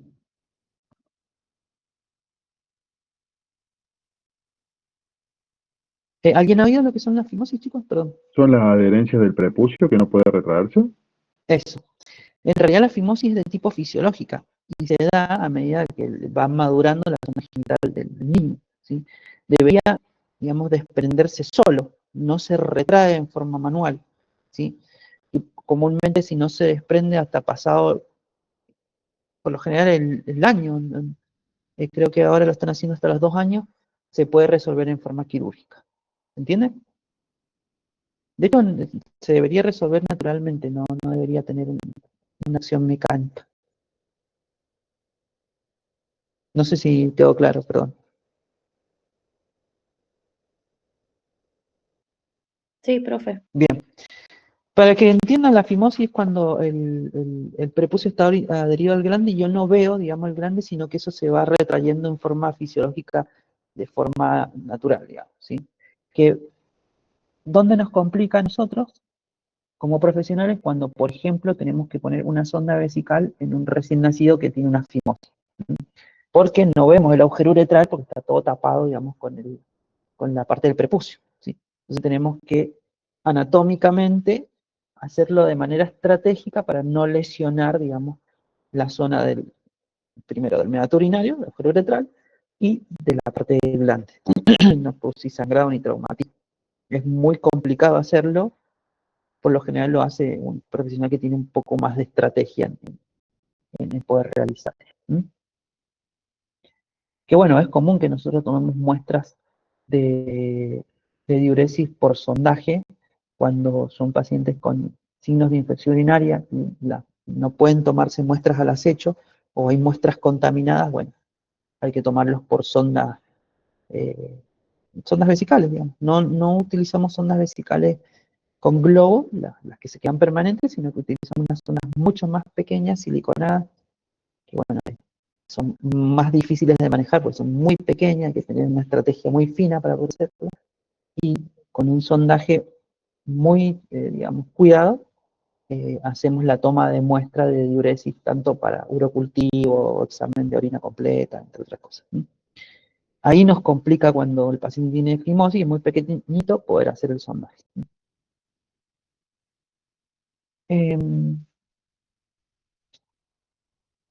Nos quedaría el protocolo de cuidado. La valoración neurológica, le dije que los reflejos los vamos a ver en clase presencial. Los reflejos más clásicos, el recién nacido, los más clásicos, los más valorables y los más representativos, primero son 3, ¿sí? Que tienen que ver con la alimentación.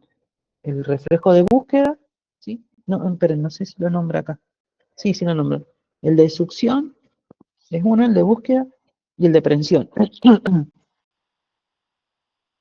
El de succión es un reflejo claro en donde el paciente rápidamente busca alimentarse, ¿sí? Va de la mano con el de búsqueda cuando, por ejemplo, el recién nacido lo sostiene en la alimentación o lactancia, rápidamente empieza a buscar, ¿sí? dónde agarrar, digamos, para alimentarse. Eso es el de búsqueda. Y el de prensión es cuando se agarra con la manito, cuando te le acercamos el dedo y aprieta con la mano. Y ese es el de prensión. Luego encontramos 2 clásicos también.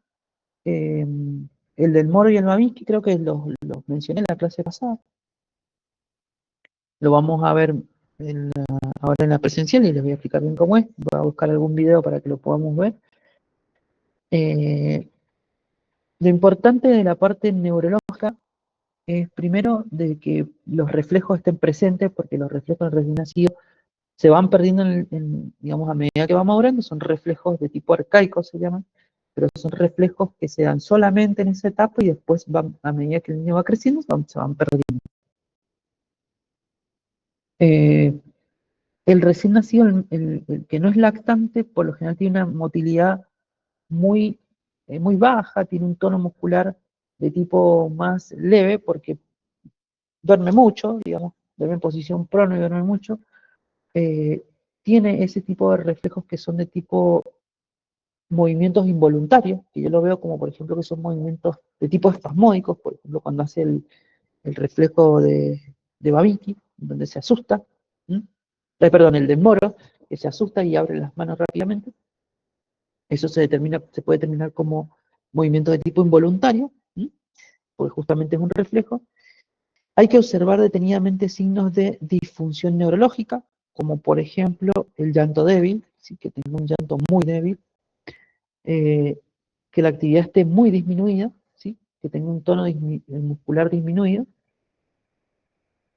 y, por ejemplo, la alteración de la vigilia con signos de, por ejemplo, convulsión, ¿sí? En donde, si bien son movimientos involuntarios, no relacionados con el reflejo, ¿sí? Yo lo que tengo que valorar es, por ejemplo, el tono muscular, si se ponen rígidos, si esos movimientos son de tipo generalizado, o si no se ponen rígidos, es solamente los movimientos espasmódicos de tipo generalizado, o es solo rigidez nada más, y demás. Eso como en forma general, porque después cuando vemos convulsiones lo vamos a ver más profundo. Y algo que marca por lo general el trastorno neurológico es el llanto, ¿sí? El llanto, llanto persistente, llanto inconsolable, ¿sí? O llanto débil, ¿sí? También hay que ver los reflejos pupilares, ¿sí? Creo que acá lo menciono también, que los reflejos, la respuesta a la luz, ¿sí? Ocular, ¿sí? En el recién nacido tiene que ser de tipo simétrica y reactiva, ¿sí? Esa es la manera de representarlo. Reactiva se denomina cuando las dos pupilas reaccionan a la luz, ¿sí? Se dilatan. Reactivas y simétricas cuando las dos tienen las mismas respuestas, no que una, por ejemplo, se dilate y la otra no. Que bueno, hay una forma de evaluarlo. ¿Ustedes han visto la escala de Glasgow o no?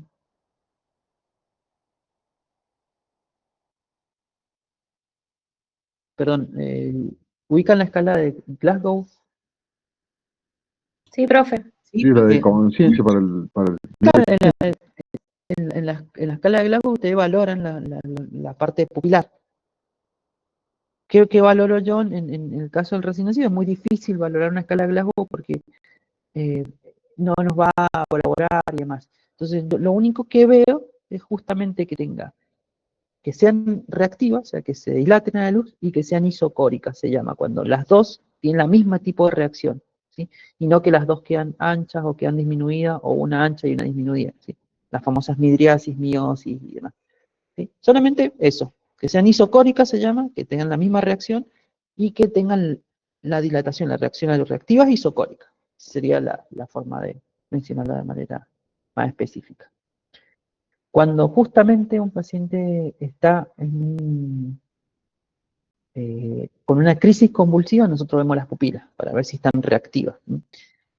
Para ver justamente que sea una crisis convulsiva o no, porque pupilas que no son reactivas, digamos, justamente es lo que nos marca un episodio convulsivo, ¿no?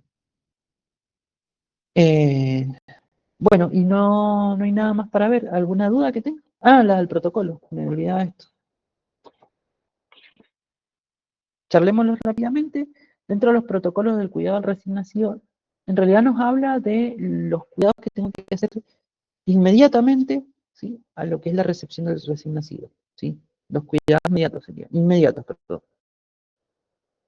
La ligadura del cordón umbilical que menciona acá en la literatura es lo que se ve rápidamente cuando se recepciona, que eso se hace en el momento y demás. El Apgar se hace, la bibliografía lo menciona al minuto y a los 5 minutos, lo puedo hacer o puedo tener una idea de un puntaje ya observando al recién nacido. Luego, lo que hace el profesional de enfermería, primero es cuidar su temperatura, ¿sí?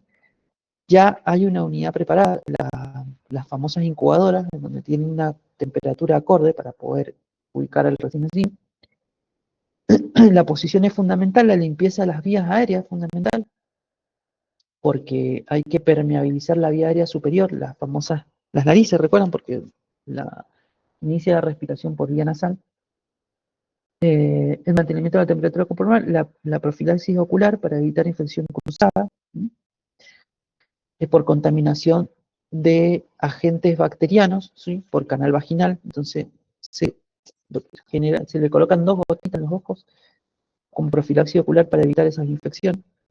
La administración de vitamina K, lo hablamos anteriormente, disminuye el índice o previene las hemorragias del recién nacido justamente por la síntesis de vitamina K en forma hepática, que todavía, ¿sí? No tienen un hígado inmaduro recién nacido, entonces se la administra por vía exógena, por vía intramuscular, y una de las primeras inyecciones que se le coloca, junto con otro tipo de inyección que es la vacuna de la hepatitis B.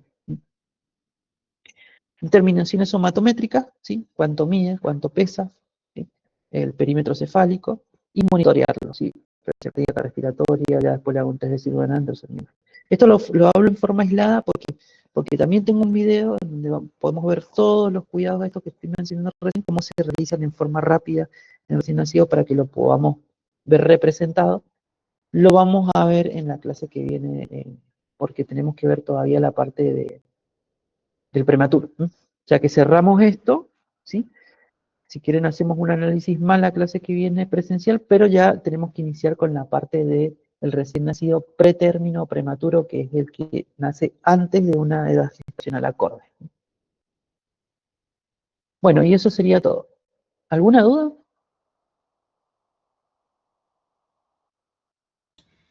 No, profe, estaría bueno ver ese video para verlo, Bien. para detallarlo bien. Perfecto. Por eso es que ahora lo mencioné así en forma aislada, pero con el video lo vamos a explicar y lo vamos a analizar mejor. Tengo el video, lo vamos a ver en la clase presencial para poder analizarlos entre todos y veamos cómo es esa acción inmediata a la hora de recibir el recién nacido, y podamos ver todas estas pautas que menciona la literatura. ¿Ah? Ahí lo vamos a ver en la clase que viene y ya vamos a empezar con la parte del recién nacido pretérmino. Eso sería todo por hoy. Si no hay ninguna duda, cerramos la clase y nos vemos el miércoles que viene. Bien, profe, gracias. Muy bien, Gracias, profe. muy bien, chicos. Hasta luego, que estén Gracias. bien. Buen fin de semana y nos